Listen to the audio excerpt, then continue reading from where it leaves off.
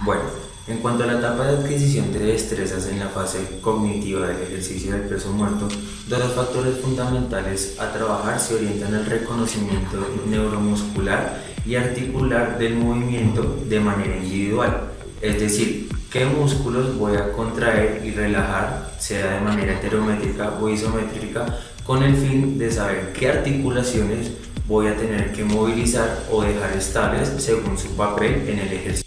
La articulación del tobillo y su musculatura en el peso muerto van a trabajar de manera estática y con una función estabilizadora.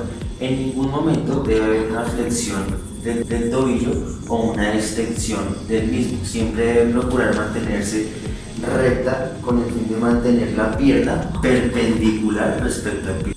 Ahora, para la articulación de la rodilla y su musculatura hay que entender que se van a desarrollar en movimiento durante el ejercicio. En la fase excéntrica del ejercicio, la rodilla se va a flexionar generando un ángulo de entre 15 a 20 grados y en la fase concéntrica del ejercicio va a buscar volver a su posición inicial extendiéndose sin generar una hiperextensión. La articulación de la cadera va a trabajar en comunión con la columna vertebral, desarrollando así la coordinación lumbopélvica. Es decir, cuando la cadera haga una anteversión, la columna va a generar una extensión y cuando la cadera haga una retroversión, la columna debe quedar erguida. En el ejercicio de peso muerto, en la fase excéntrica, la cadera debe hacer una anteversión y la columna una extensión. Y en la fase concéntrica, la cadera debe hacer una retroversión y la columna debe quedar erguida.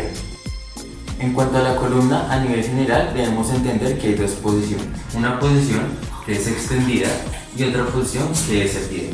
La posición extendida la vamos a emplear en la fase excéntrica del movimiento y la posición erguida la vamos a dejar en la fase concéntrica, en la posición inicial del movimiento sin generar ninguna flexión de la columna.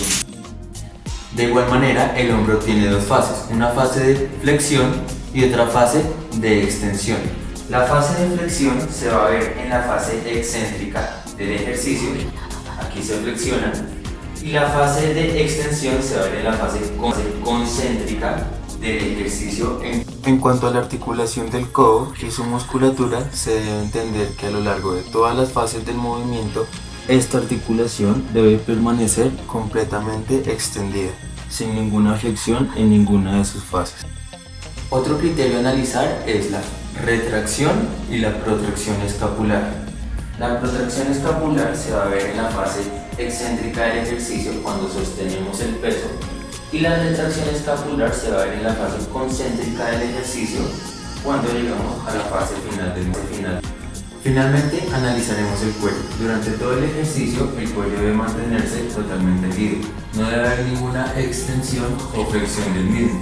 Tanto en la fase excéntrica, el debe permanecer completamente erguido y en la fase concéntrica debe permanecer en la misma posición sin flexionarse o extenderse.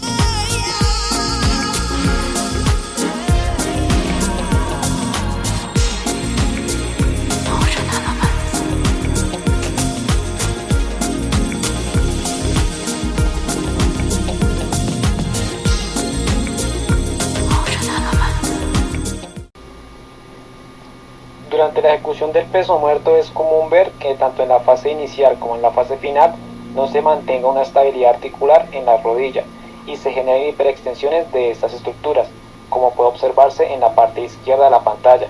Por eso es propicio y recomendado que se mantenga una estabilidad articular como puede verse en la parte derecha de la pantalla. En la parte izquierda de la pantalla es posible observar cómo el individuo ejecuta un desplazamiento erróneo de la barra. Por eso, como puede observarse en la parte derecha de la pantalla, es recomendable que ésta se encuentre lo más cercano a las piernas. De esta manera evitamos tensiones y descompensaciones a nivel articular.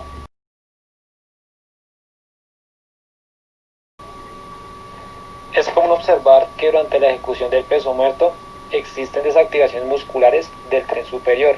Esto hace referencia a que en su mayoría los hombros se encuentran protruidos. Por eso es importante liberar tensiones y evitar desbalances posturales. Para esto se realizan retracciones escapulares que brinden mayor estabilidad en la zona cervical y dorsal de la columna.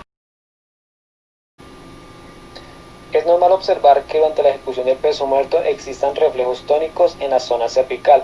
Sin embargo, es mejor evitarlos para liberar tensiones que puedan comprometer la ejecución del movimiento.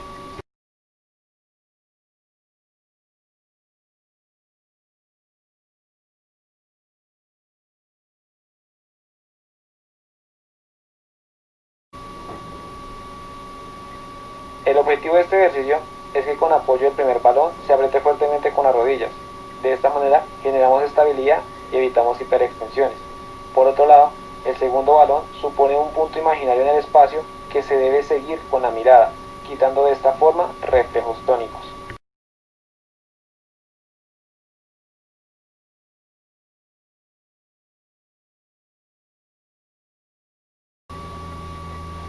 En función del ejercicio anterior, el individuo debe extender y flexionar los codos mientras ejecuta las fases del peso muerto, propiciando retracción escapular al flexionar los brazos y la mejora del desplazamiento de la barra al extenderlos. Entonces, en esta fase autónoma se entiende que el movimiento ya está automatizado, es decir, que el atleta lo puede realizar sin ningún tipo de concentración extra, o mejor dicho, no tiene que tener una atención totalmente centrada en el ejercicio, en la ejecución del ejercicio, para poder realizarlo de manera correcta. Ahora, como sabemos que en este momento la atención no está enfocada en el ejercicio, podemos hacer uso de elementos externos para captar la atención del deportista y así permitir que él trate de adquirir otro tipo de elementos mientras realiza la ejecución del ejercicio. En este caso, se pone al atleta a ver un video motivacional.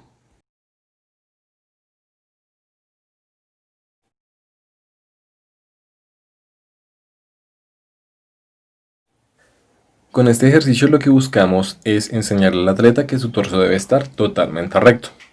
La idea es que junto con el palo de madera debemos mantener la cabeza, la zona superior de la espalda y la zona lumbar pegadas al palo de madera mientras realizamos la flexión del torso.